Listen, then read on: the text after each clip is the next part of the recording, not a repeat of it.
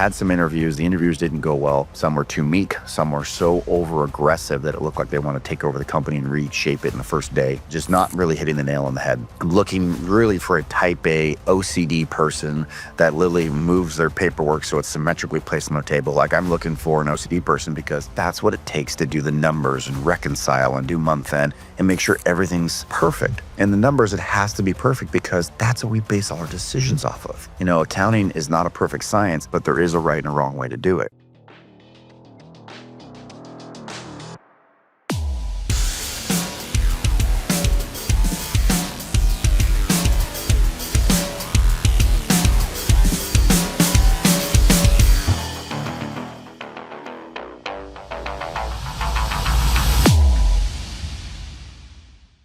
All right. Good morning, everybody. How we doing? It is 1 week before the trade show. I cannot tell you how excited I am. We've been planning for this for the last 3 months. Super pumped. I can't wait to see everybody there. It's just so much fun. I'm just so much fun out there. I get to meet so many new faces, get to shake hands with the faces that I've already known. I just have a blast. You know, it's definitely on the highlight reel for me. There's about 5 things that I look forward to every year, and this is one of them. So much fun to be had. I am talking at the Learning Lounge next week. So the Learning Lounge is a little place where we can do half-hour presentations on the floor itself. The Learning Lounge, I want to be there Wednesday at 12:45. I'm going to be talking about, are you the leader your company needs? Be talking about the president, leadership, CEO roles, everything in between there. You're not going to want to miss that because I'm going to bet you a lot of you that are listening right now that have the title of CEO, you're probably more of a president than you are being a CEO. If you're worried about the AP and the AR, if you are doing inventory checks, you're making sure we have cash flow, the salespeople what they need. If you're doing all of those duties, I hate to tell you, that's the president's role, not the CEO. So love to talk more with you about that one. Again, the Learning Lounge at 12:45 on Wednesday. See you guys there. All right. This is story time. I have no great, learning experience here. Nothing that's going to like shake the foundation. Say, wow, I'm so glad Aaron talked about this. I'm just going to tell you a story. And this is the story of my controller and what's been happening. My controller of 15 years, she's been with me through thick and thin. A lot of you guys know her as Stephanie. She's this controller here at SquareCoil as well. But her husband and her moved to Florida. I wish them all the best. I'm so excited that they found it. They big into boating and they got to come move from San Diego to Florida. I think one amazing place to another. So I'm excited for them. But she told me last June, July. So I've had literally 7 months to find a replacement for her and train that replacement.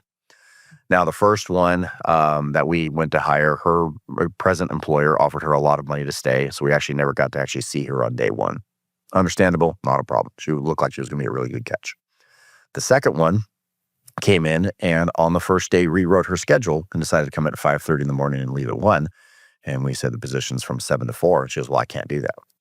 So very interesting. So we let her go on day 1 and just said, no, that's not how this is going to work. I've never even seen anything like that. So, amazing that somebody would have the gall or the balls to just do that. And then we had a third one.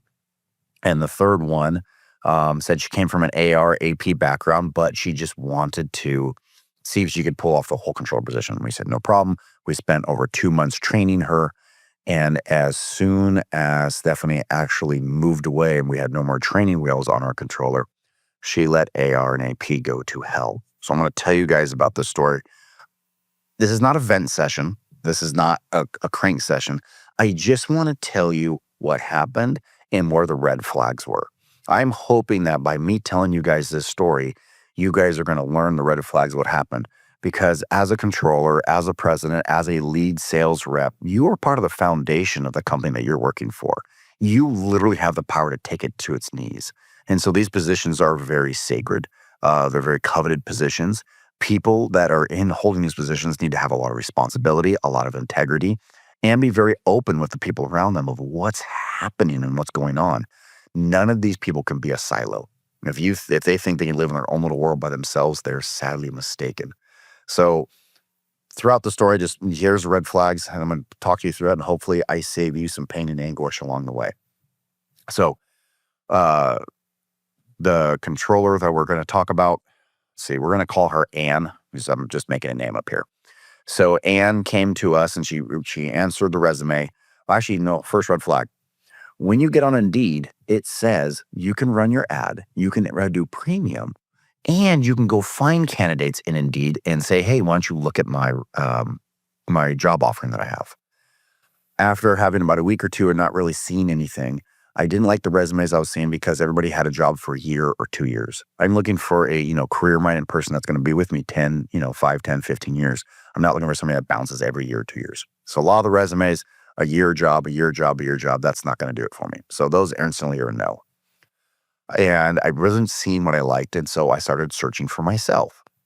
And I found Anne and I said, hey, why don't you look at our job offering? And she wrote back, she says, no, I'm only APAR. I'm not a full-blown controller. So this is above, my expertise. Okay, great. Not a problem. Moving on.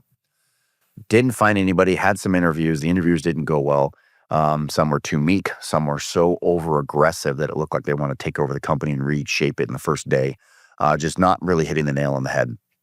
I'm looking really for a type A OCD person that literally moves their paperwork so it's symmetrically placed on the table. Like I'm looking for an OCD person because that's what it takes to do the numbers and reconcile and do month end and make sure everything's perfect. And the numbers, it has to be perfect because that's what we base all our decisions off of. Accounting is not a perfect science, but there is a right and a wrong way to do it. And so I'm really looking for that OCD type A personality. This Anne reads back about a week later. She goes, I've been really looking at your job and really thinking about it, and I believe I can take it on. Now I'm going to pause that right there.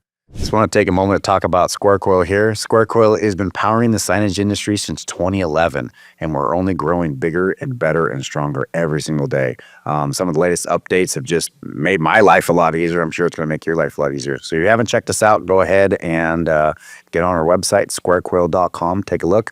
And if you have an outdated key, an old software program that's going to be closing its doors this year, definitely take a look at us because we can make that transition real simple for you. Take a look at SquareCoil.com.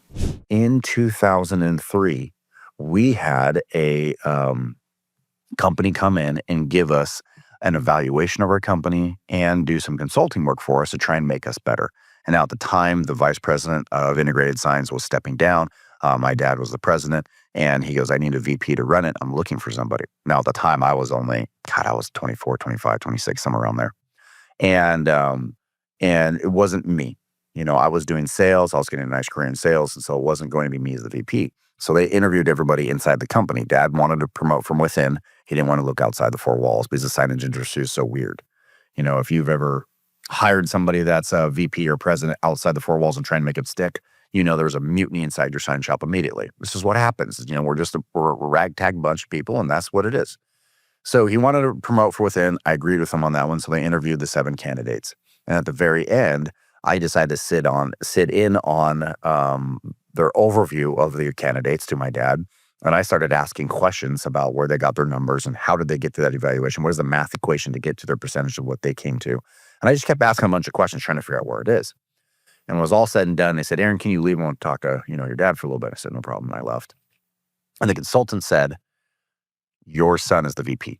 My dad goes, nepotism. I don't think it's a good idea. And they said, he is your best candidate by far. And dad goes, why? And he goes, because he is afraid of the job. If you come in overconfident and you go, oh, I can do it. No problem. I can do it. You are overlooking all of those details that this job entails. If you are not slightly nervous about taking a position on, you don't understand the position at all. You do not understand the ramifications of your actions. You don't understand it. You should have a little bit of intimidation going into a project. I'm not saying shy away from it, but you should have a little bit of being scared. If you come in overconfident and cocky, you don't understand the position at all, and therefore you are not going to do a good job. I wholeheartedly subscribe to that theory, so do the consultants that we hired, and so I've always stuck with me. So Anne came back, she says, I've been really thinking about it, and I think I can pull this position off. Great. Awesome. And so I saw that, and I said, this is good. She knows what it's going to take. She comes in, we train for 2 months, we pull the training wheels off for the last month. She does month end. She needed some help. It wasn't all but it was fine. As soon as Stephanie left, she instantly goes, we have way too much paper here. We're going to make this paperless. I've done this before. We're going to be fine. And I'm like, all for it. I'm excited. paperless, even in the accounting world. She goes, in QuickBooks Online, you can save every invoice against the invoice here. It's on the online payments. You don't need to print the paper out anymore. Like, we can go full digital. Sounds awesome to me. As an owner, I was like, bitchin', let's do it. Let's take the next step in evolution. You bring some outside ideas. I love that. Let's customize and go. That was screw up number one for me. Never should have done that.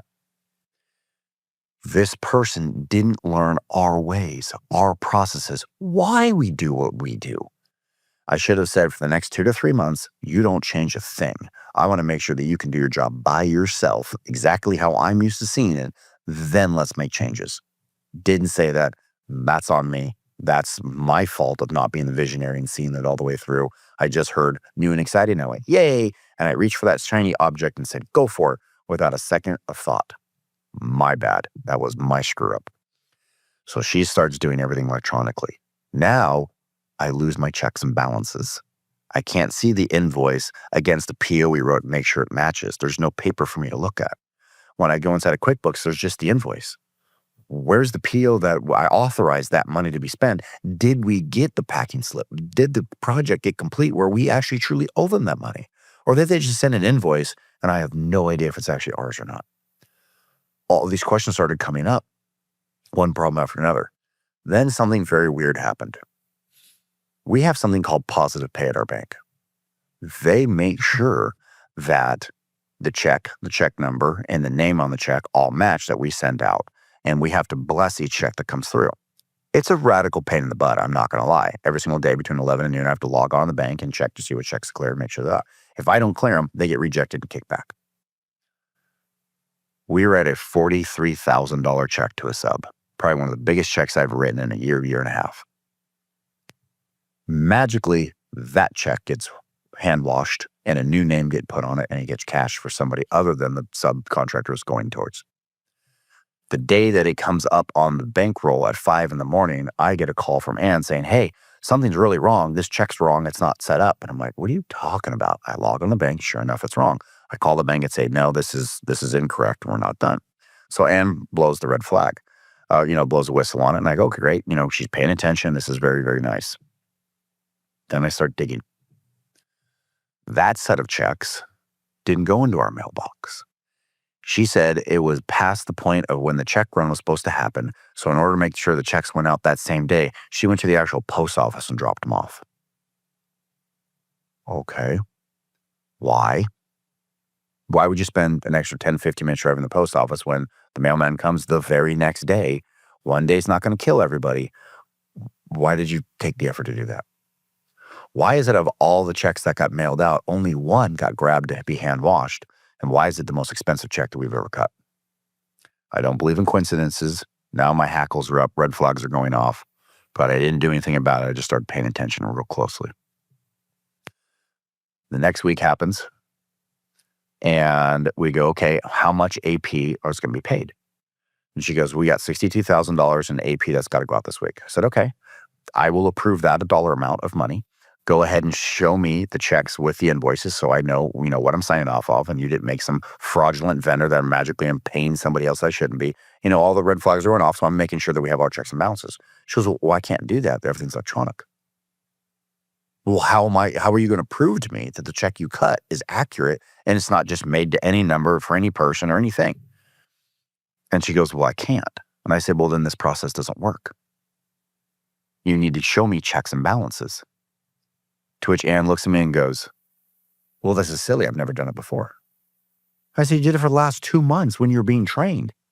Why is this a problem now? She goes, I can't keep up with this. This company is just, it's got a lot of moving parts on this, and I'm just not the person you need. So I think I'm going to leave. And I asked one question on checks and balances, and she couldn't do it, and she quit on the spot and left. Do I think that she hand washed that check? Absolutely. Do I think she was a thief from day one? Absolutely. There were too many red flags, absolutely too many red flags for me to deny that. I would be naive and stupid to think that she was completely clean. It was just complete circumstance. But the last red flag that I didn't talk about was her schedule started to get real shifty and change in the last 3 weeks too. She always took a lunch around noon or 1. And all of a sudden, she take a lunch around 11, take a lunch around 2, take a lunch at 3, take a lunch at 9, all over the place. I said, what are you doing? She goes, oh, I just got things going on. So is your family okay? Is there a family drama? The kid's sick? You have to go get him from school? She goes, no. Everything's fine with the family. It went from being an open book when we were training her to very closed off and being shady. I think I had a bad apple in the bunch. I think her quitting was awesome because I think I would have fired her in the next week. I checked all my banks, reconciled everything. Stephanie, bless her heart. Oh my God, she's a savior, an angel. Not only did she go back and look through all her books and reconcile and make sure that nothing had gone wrong, but she brought in one of her accountant friends from San Diego. And this individual's there for the last week and a half and made sure our books kept going on. I've taken the controller position on for the last week and a half. That's all I've done. So my team at SquareCoil stepped up big. The team at Integrate Signs has stepped up big. They've all done everything an amazing job while I've got the controller hat on. Ran an ad. We found a lady who seems to check every single box. She's doing really well. Today's going to be her second day. So actually for you guys listening to this a little bit later, it's going to be about her 5th day by the time you hear this. We're excited. We're hopeful. But man, oh man, what a tough position to be in, as an owner and as a person coming as a controller, because you have to protect the money. You have to protect the livelihood of the company. There's so much at stake on there. Changing a controller is very scary for any owner. It was scary for me. It wasn't my excitement at all when I had to replace that person. But at the same time, don't stand by something that doesn't feel right, especially when it comes at that amount of money. It's just a rough one. So learn from me, learn from the mistakes and the red flags that I saw in my journey, my experience, and hopefully it'll save you a little bit in time. Talk to you guys next week.